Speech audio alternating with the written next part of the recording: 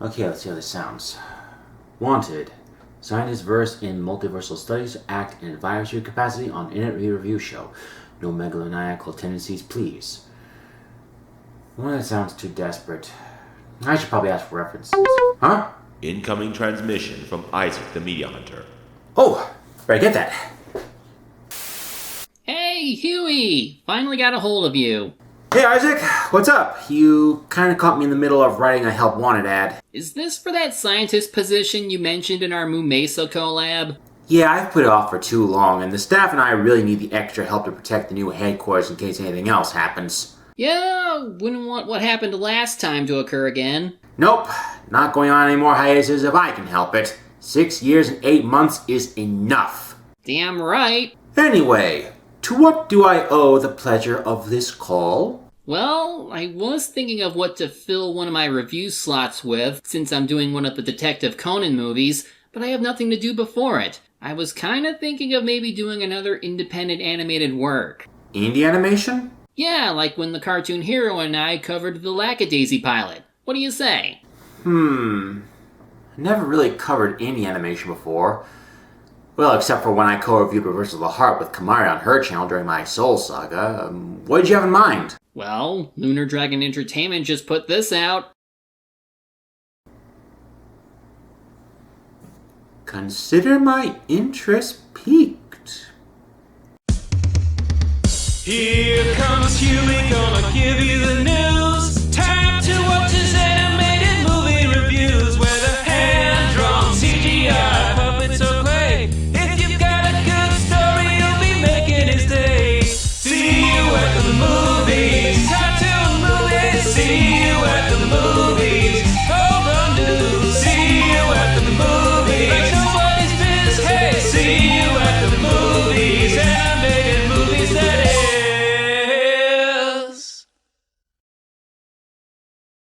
Hey everyone, I'm Hugh Toolmore.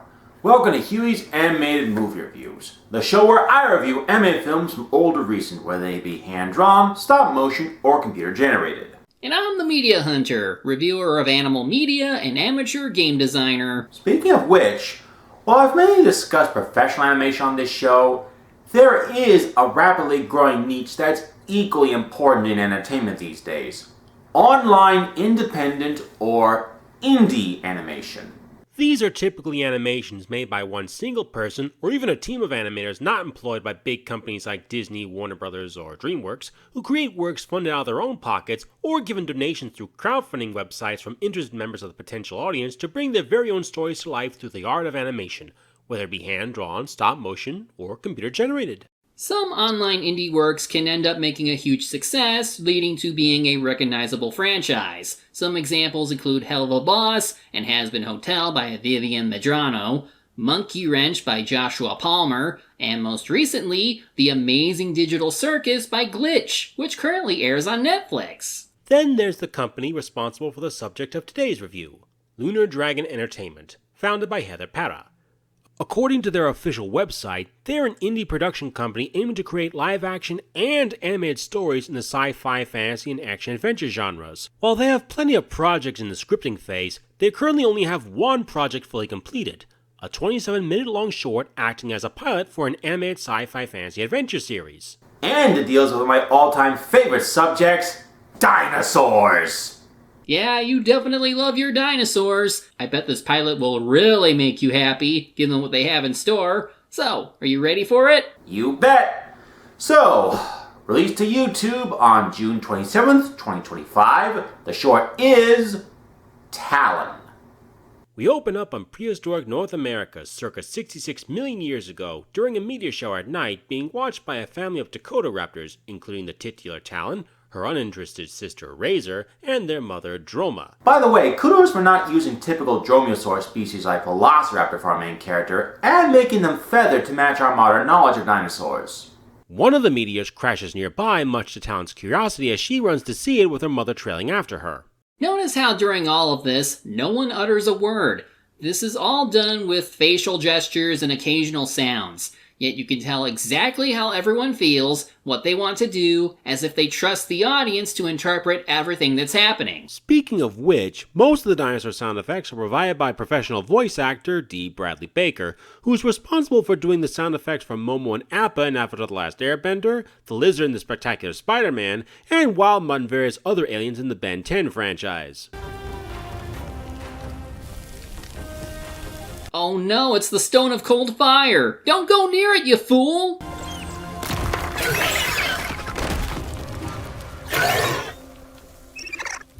Well, it could have been a whole lot worse. Yup, definitely not rock candy. As Mom comes down to maybe help Talon get out, we see a dragonfly observe, almost as if to imply something much more than just simple debris from the sky. Anyway, the next morning, Razor is helping Droma teach the young ones how to defend themselves, and only Talon seems to be interested in giving it a go.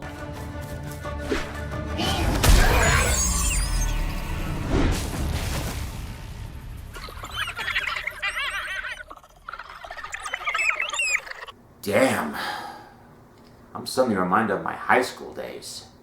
Her feelings hurt, Talon runs off into the forest. However, Droma isn't happy with how Razor treated her sister and orders her to go get her. In the forest, Talon sulks at the base of a tree when suddenly a prehistoric mammal called a Purgator is seen being chased by a hungry Troodontis who grabs it by the tail. Fortunately, Talon comes to the rescue and bites the carnivore on the leg, causing it to release the little mammal as it scurries off. Unfortunately...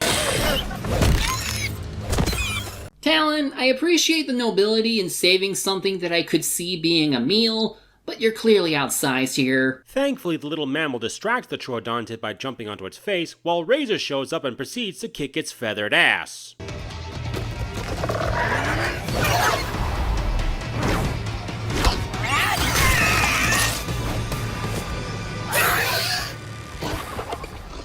Dang, who knew dinosaurs knew Kung Fu? That doesn't count! Kill with fire while you're at it. So, with Talon safe, she's free to hang with her new furry friend named Luck. He tries feeding her a berry, which she dislikes. Then, that dragonfly shows up and rests on her snout for a bit.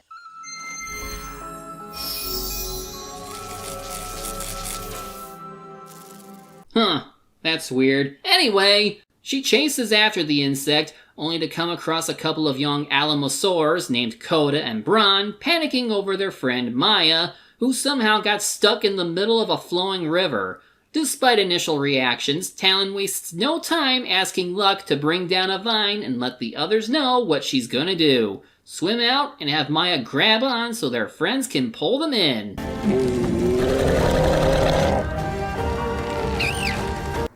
Okay, that's honestly adorable. Soon the two young dinosaurs are pulled to shore and the three alamosaurs are happily reunited. And there it goes again. Coincidence?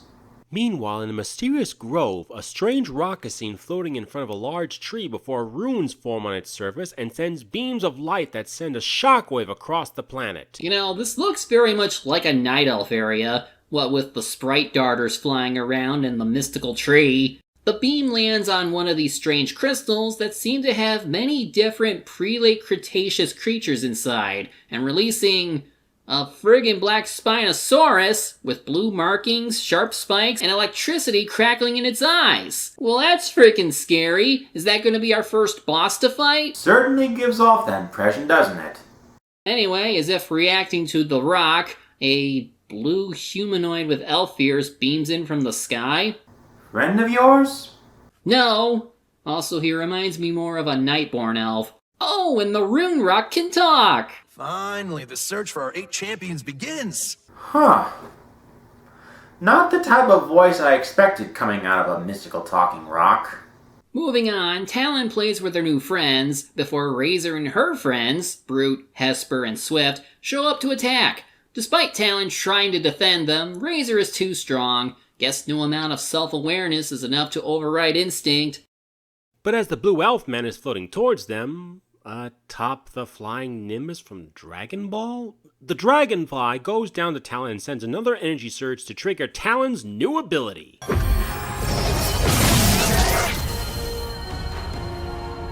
Guess they got to taste the rainbow. Elfman comes down and offers a hand and a greeting. Talon approaches and he casts a spell on her. What was that? Well, so much for the dinosaurs not speaking dialogue. I suppose it's fine if it's just a few of them. The Blue Elfman introduces himself as Azarak, a member of a humanoid alien race called Elmith, while Talon introduces herself and her friends. So, you can speak to other dinosaurs and mammals. Yes. Wait, what? Dinosaur is a broad word for what you all are. As for this one, he's a mammal. I have to wonder where he came up with these terms, or if this is how we would eventually come up with them. I'm more distracted by the fact that the characters' tongues stick out a lot when they talk, even when they aren't pronouncing any L or TH words. I'm not the one who sees it, am I? So when asked, Talon replies that the magic dragonfly thing also touched Coda, so Azarak grants him the power of speech too. What do you think, Coda? I'm not sure. I'm sorry! That's all I can picture in my head whenever anyone talks in this! I mean, it could be worse. It could be like One Piece, where occasionally you see someone with their tongue out constantly. Point taken. Azarak invites the two dinosaurs to hop aboard his flying Nimbus, but suddenly Droma shows back up with Razor, who seems to still want to eat the other Almosaurs, but Talon stops her and shows off her aura. She then notices Azarak, and surprisingly seems to trust him as she urges Talon to go with him, much to Razor's annoyance. She asks if Luck could talk too, but Azarak says he has no aura. He's not what we're looking for. Aww. But he can come with us. Yeah, no one can resist the cute begging eyes. Also, Luck kinda reminds me of a Don Bluth rodent with his design. Azarak, the baby dinos, and Luck fly off on the Nimbus, as the black spinosaurus from before silently stalks them.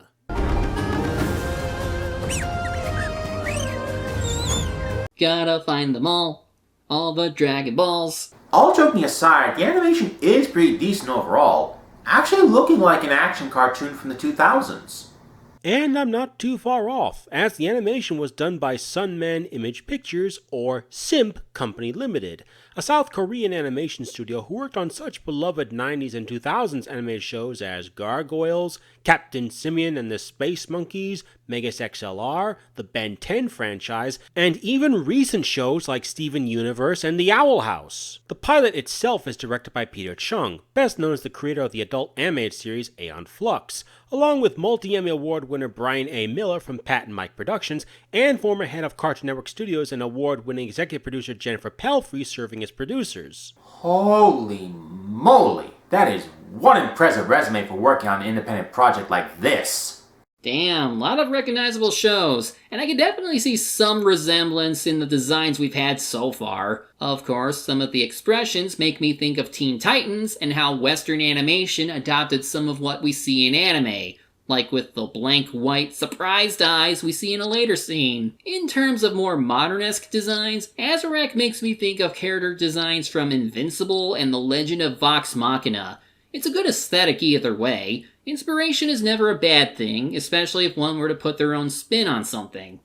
Anyway, the group arrives at the mysterious grove from before, with a Spinosaurus not too far behind. Well, it's a good thing it can't climb down to get in.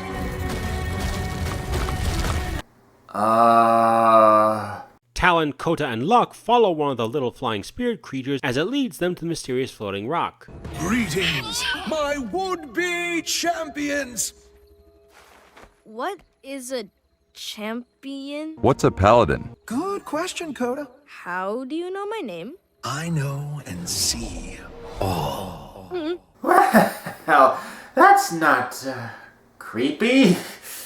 The Rock, whose name is Zeker, voiced by Robbie Damon, I thought I heard a catchy from Persona 5 in there, explains that champions are the last line of defense against the tyrannical Varen, an extraterrestrial force led by Admiral Kylor. He's also just a puppet for a much larger threat, the Collective. Ow! Well, Azarak simplifies it by comparing them to rogues taking over a herd. Additionally, they originate from the stars and possess similar powers to the auras. Talon asks what a star is, and he points up to what's in the sky. If I become a champion, do I get to visit the stars?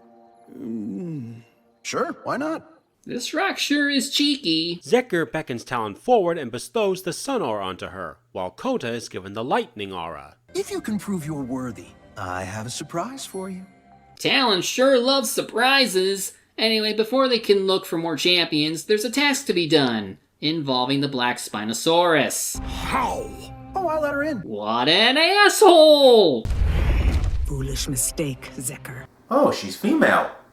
Neat. The Spinosaurus, named Fury, tries to attack Zekir, but to no avail. He then makes her a deal that if she can kill Talon and Kota in a fair fight, he'll reveal the one thing that can destroy him. However, if she is defeated, she will become their teacher. Expect a bloody end. For all of you. Oh boy, here come those high school memories again. Sometime later, the kids seem to have a grasp of how to attack with their new powers. They even try sparring, but Azarek forbids it till they have better control. They aren't intended to be used like toys. Talon is looking to be one of those students, just wanting to jump into it. And well, Fury shows up wanting to fight now, and Talon is more than willing to, but Azarek just forces her to leave with them. And Fury ends up chasing them right to where Droma and family, including her mate Crimson, are. They try attacking Fury, but they're clearly no match. Talon distracts her by cutting down a tree, and while it looks like Fury is simply annoyed, her attention is drawn from her attackers long enough for Droma to attack.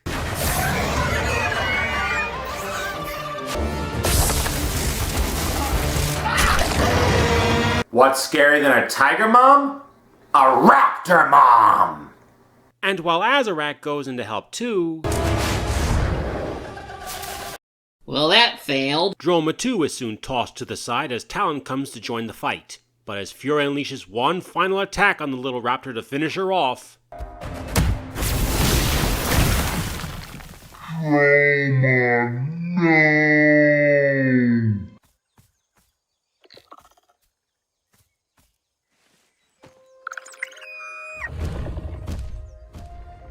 Oh damn.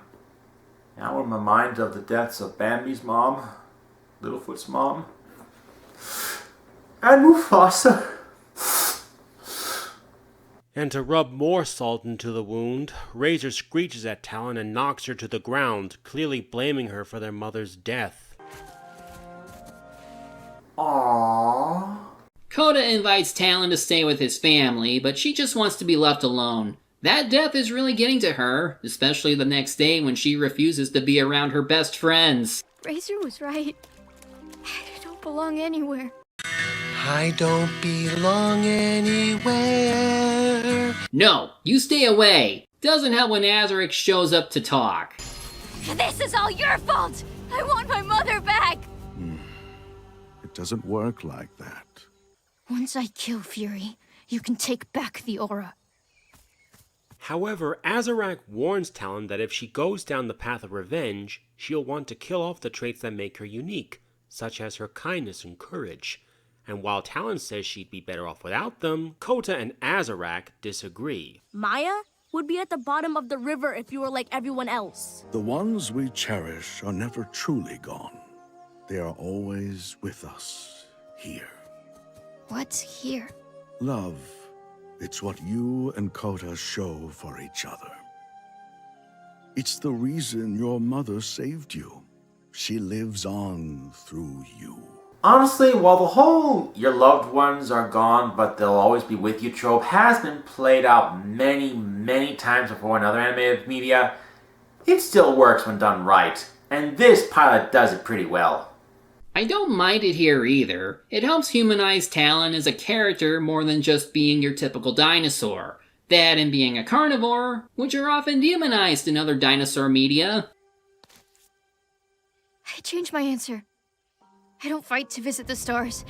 I fight for my mother. And my new pack. Group hug! Now, let's go find your teacher. Wait, what? Yeah, still gotta get your task done. Though now I'm curious to see how this will play out. In the next scene, we see a herd of... Triceratops! Woo! Yeah! Sorry, favorite dinosaur and all. Yeah, and they apparently found the real rock candy, or I guess it's rock salt. That's when Fury shows up, and she emits a lot of lightning, intending to hunt. As the herd flees, we see one little Triceratops who, according to Lunar Dragon's Instagram, is a character called Ram that was initially going to be Talon's first companion during initial drafts before being replaced with Coda, but who may yet play some importance going forward. Anyway, Fury goes into attack, but not long after chasing them, she gets intercepted by our heroes. You've grown bold, hatchlings.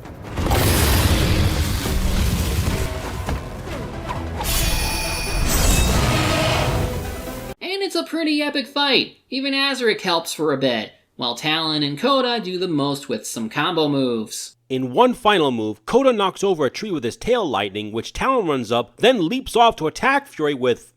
bubbles? Fucking bubbles! But Fury counters with a lightning roar attack that knocks down half the forest. Talon ain't done though, as she charges in and gets knocked down after all that effort. Coda musters up his courage and defends her with his aura. The two then try combining powers to push back against Fury, but in the end are overpowered. It looks to be all over.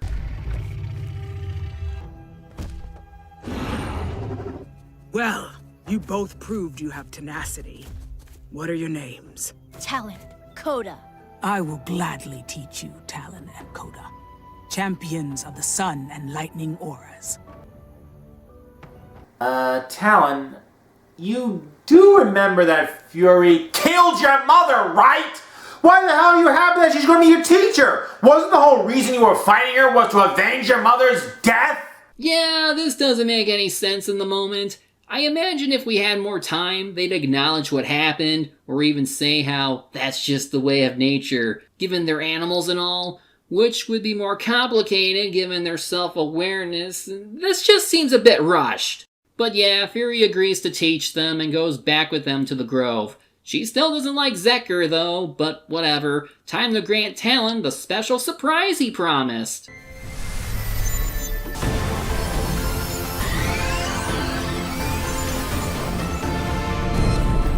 Talon, from this moment on, you are the divine champion. Now people can buy plushies of you and your friends. I'm not even kidding. Lunar Dragon Entertainment really is selling plushies and other Talon merchandise on their online shop. Links right here. Zekker then tasks Talon and Coda to find the other champion, as he'll provide his little helpers to aid them in the guise of dragonflies, and then sends out another shockwave. That awakens a stegosaurus trapped in a crystal. With fire powers? Now, the real fun begins. And then we get the end credits. But we're not done yet. How? We just finished the main boss. Think, Isaac. We've seen Dakotaraptor, Alamosaurus, and Triceratops. 3 common dinosaur species from late Cretaceous North America. But what's missing? I don't know. I'm a motherfucking T-Rex! Oh, snap! Too bad the pilot is over. Yep. So what did Isaac and I think of it? Well, personally, I think it's a very promising start to what could be an amazing animated series. It's Avatar The Last Airbender meets Power Rangers meets The Land Before Time, and I mean that in the best way possible. The story is fun, exciting, and intriguing. The characters are all likable, with one exception. The designs for all the dinosaurs are very colorful, and I'm surprised that they look as scientifically accurate as they do, with some slight alterations for story purposes, and without sacrificing the ability to express emotions in their faces, unlike the live-action remake of a certain beloved anime movie I will not mention here.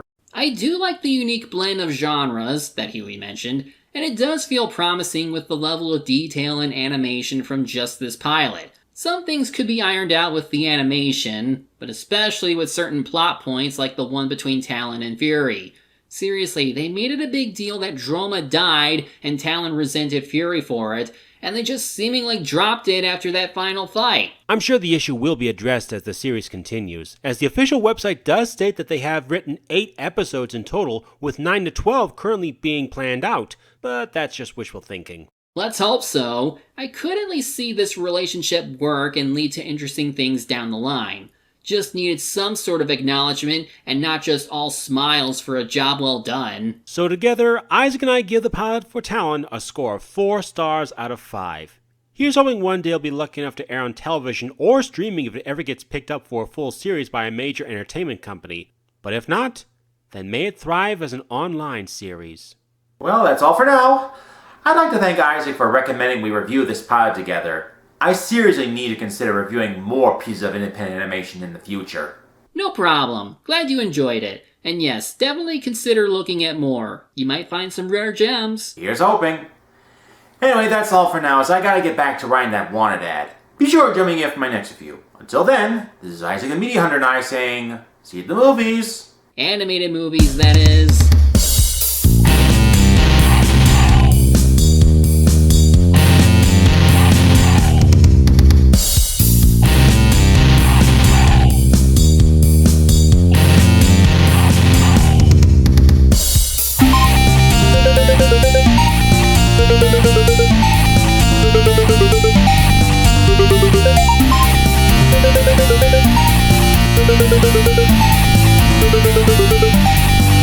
Thank you.